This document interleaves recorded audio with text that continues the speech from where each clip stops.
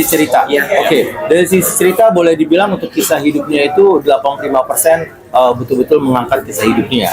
Tapi kisah terjadinya pembunuhan dan kalau kita lihat kalau kisah nyata yang sebenarnya kan itu kalau kita mengikuti sidang Indragon itu membunuh karena katanya Nia dititipi sabu-sabu ya 1,5 kilo, kemudian Nia menyimpannya di belakang rumah di bawah pohon pisang, lalu ternyata sabu-sabu itu menurut Indragon dihilangkan dan itu membuat dia menjadi marah dan kemudian akhirnya membunuh dan memperkosa.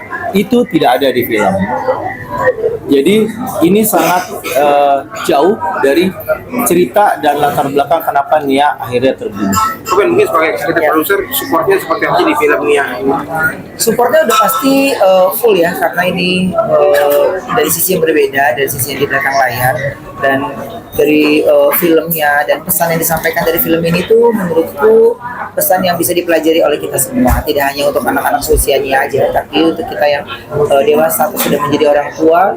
Ini banyak pesannya, dan dari sisi ceritanya buat aku ya sangat menarik, sedih.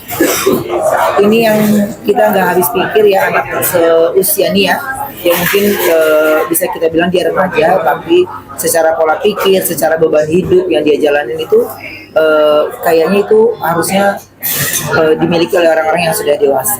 Tapi ya karena situasinya yang membuatnya jadi harus dewasa, ya harus dia jalani.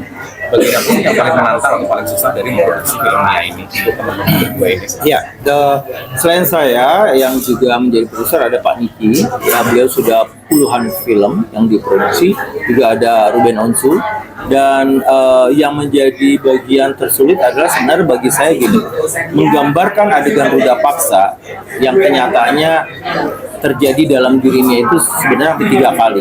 Dan kalau saya mengikuti rekonstruksinya dari kepolisian dan kemudian membaca berita acaranya, itu luar biasa sangat sadis dan bacanya aja saya mual gitu, ya.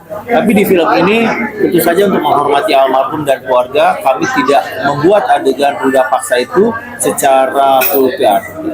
Jadi adegan itu bagaimana menggambarkan kasus ini tapi tetap bisa menghormati keluarga dan almarhumah, itu pertimbangannya menurut kita cukup sulit. Karena kalau mau lihat secara komersial, mungkin penonton umum mungkin ya ada sebagian yang merasa ya harusnya benar-benar sesuai dengan kenyataan dong ya, ada buka baju, ada adegan pemerkosaan yang luar biasa vulgar.